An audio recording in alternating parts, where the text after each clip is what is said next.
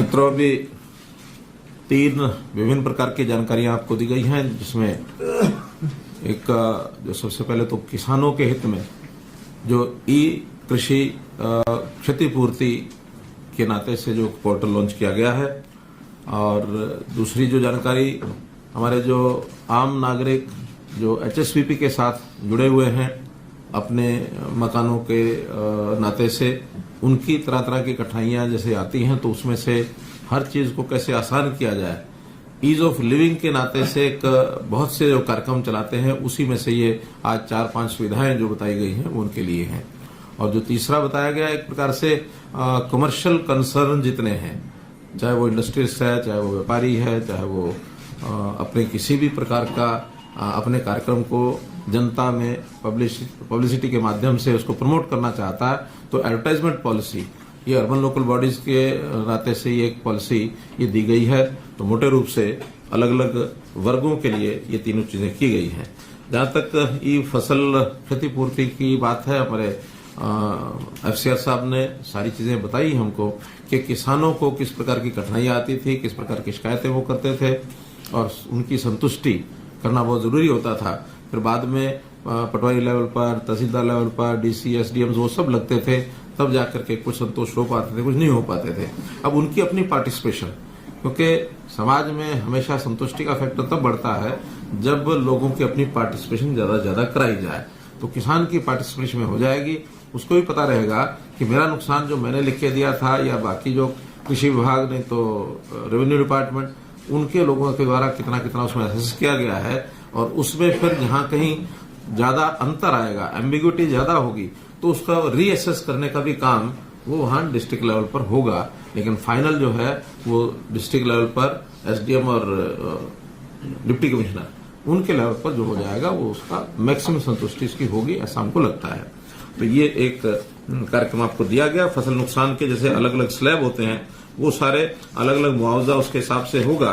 तो उन स्लैब में जैसे पहला स्लैब है 0 से लेकर 24% तक, दूसरा 25 से 32%, 0 से 24% का कोई मुआवजा दिया नहीं जाता है, ऐसी पॉलिसी है।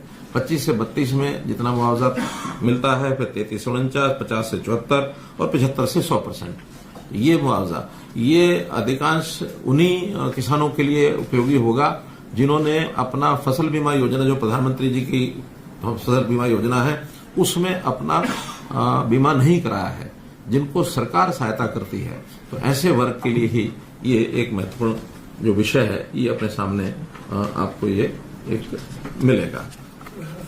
इसी प्रकार दूसरा जो एचएसवीपी ने जो सारी बातें बताई हैं, वो मैंने आपको बताई है कि उससे ये सब सुविधाएं सब जो हमारे कंज्यूमर्स हैं उनके लिए बताई गई हैं। और उसमें जैसा वाहन के ऊपर इनकी जो सारी वाहन चलेगा, जो व्यक्ति नहीं आ सकता है ऑफिस तक, उसका बायोमेट्रिक उसका अटेंडेंस लेना है, या उसके कुछ सिग्नेचर कराने हैं, इस प्रकार से ये सारी चीजें आपको बताई गई हैं। तीसरा जो विज्ञापन पॉलिसी, इस विज्ञापन पॉलिसी में वैसे तो बहुत पहले भी विज्ञापन पॉलिसीज बनती रही हैं, लेकिन कोई ना कोई कमी उसमें हमेशा ध्यान आती रही है, एक्सपीरियंस के हिसाब से भी ध्यान में आता है। लेकिन उसके अंदर जो गलत फायदा लोग उठाते थे, उसके अंदर उसका जो रेवेन्यू को लॉस होता था, उसको कैसे रोका जाए और कैसे पारदर्शी तरीके से ये विज्ञापन की साइट्स उनको दी जाए। इसमें चाहे सरकारी साइट्स हो, म्यूनिसिपैलिटी की हो या प्राइवेट साइट्स हो, इसमें सबके लिए एक अलग से तरीका बताया है। और जो निजी मालिक हैं, वास्तव में उनका पहले भी शोषण बहुत होता था, उसमें जो कुछ उनको बताया जाता था वही रेट उनको मिलता था, भले उनका किसी प्रकार का एक अच्छी साइट के नाते भी उनको पूरा लाभ मिलता नहीं था।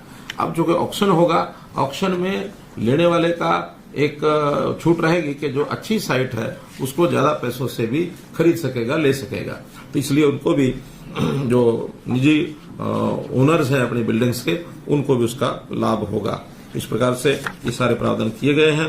एक उपनियम, इसके जो बाइलॉज हैं, ये प्राय तैयार तो हो गए हैं, फिर भी उसमें जो माइन्यूटली जो उसका निरीक्षण करना है, जो एक पास करना, उसको 15 दिन के अंदर अंदर इसको लागू कर दिया जाएगा, उसका नोटिफाई करके इसको हम कर देंगे।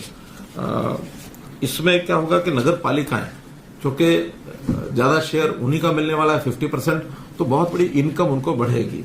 अभी तक वो इनकम पिलफरेज होती है, जैसा उसके नाते से वो कोई ना कोई उसका लाभ उठाते हैं। और बहुत से केसेस तो ऐसे हैं जो कोर्ट्स में चल रहे हैं, अभी भी लिटिगेशन बहुत चल रहा है।